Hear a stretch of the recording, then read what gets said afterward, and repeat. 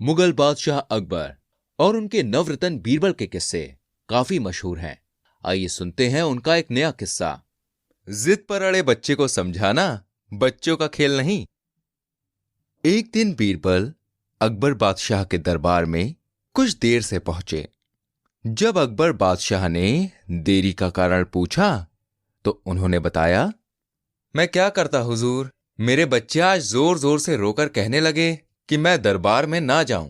किसी तरह उन्हें बहुत मुश्किल से मैं समझा पाया कि मेरा दरबार में हाजिर होना कितना जरूरी है। बस इसी में मुझे काफी समय लग गया और इसलिए मुझे आने में देर हो गई। बीरबल के इस उत्तर पर अकबर को विश्वास नहीं हुआ। बादशाह को लगा कि बीरबल बहानेबाजी कर रहे हैं और उनसे झूठ बोल रहे हैं। वो बोले, किसी भी बच्चे को समझाना इतना मुश्किल नहीं जितना तुमने बताया। इसमें इतनी देर तो नहीं लग सकती। बीरबल हंसते हुए बोले, हुजूर, बच्चे को गुस्सा करना या डपटना तो बहुत सरल है, लेकिन किसी बात को विस्तार से समझा पाना बेहद कठिन। बीरबल की बात सुनकर अकबर बादशाह बोले, बीरबल, ये तुम कैसी बात कर रहे हो? मेरे पास कोई भी बच्चा लेकर आओ, मैं तुम्हें दिखाता हूं कि कितना आसान होता है उनको समझाना। बहुत सोचने के बाद बीरबल बोले, ठीक है जहांपना, मैं खुद ही बच्चा बन जाता हूं और उसके जैसे ही व्यवहार करता हूं। तब आप एक पिता की भांति मुझे संतुष्ट करके दिखाएं। फिर बीरबल ने छोटे बच्चे की तरह बर्ताव करना शुरू कर दिया।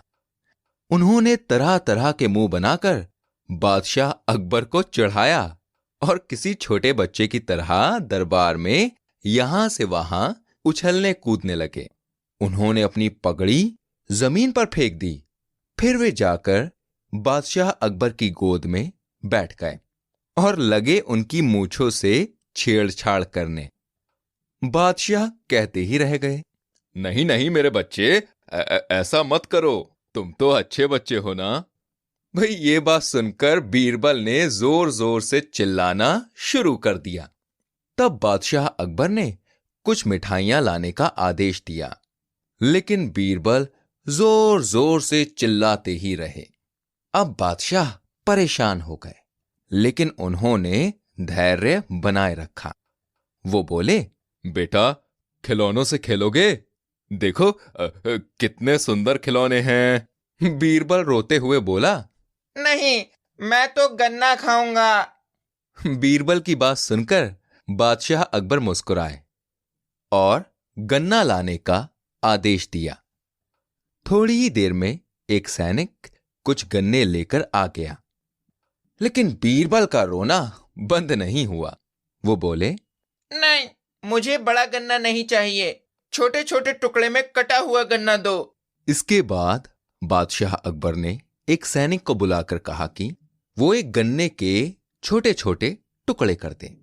ये देखकर बीरबल और जोर से रोते हुए बोले, नहीं, सैनिक गन्ना नहीं काटेगा, आप खुद काटें इसे। भैया बादशाह का मिजाज बिगड़ गया, लेकिन उनके पास गन्ना काटने के अलावा और कोई भी चारा नहीं था। और करते भी क्या?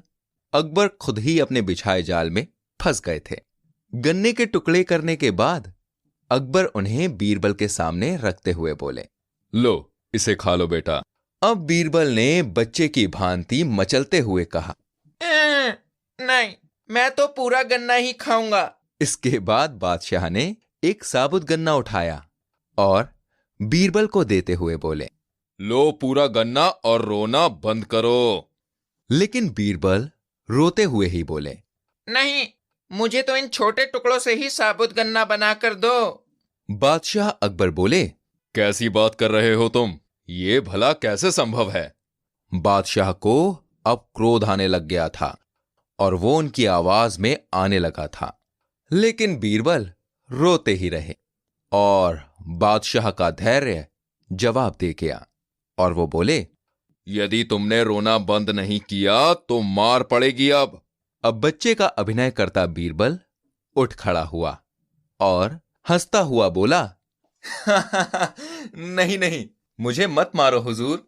अब आपको पता चला कि जिद पर आए बच्चे को शांत करना कितना मुश्किल काम है। भाई बीरबल की बात से सहमत होकर बादशाह अकबर बोले, तुम ठीक कहते हो। रोते चिल्लाते जिद पर अड़े बच्चे को समझाना बच्चों का खेल नहीं।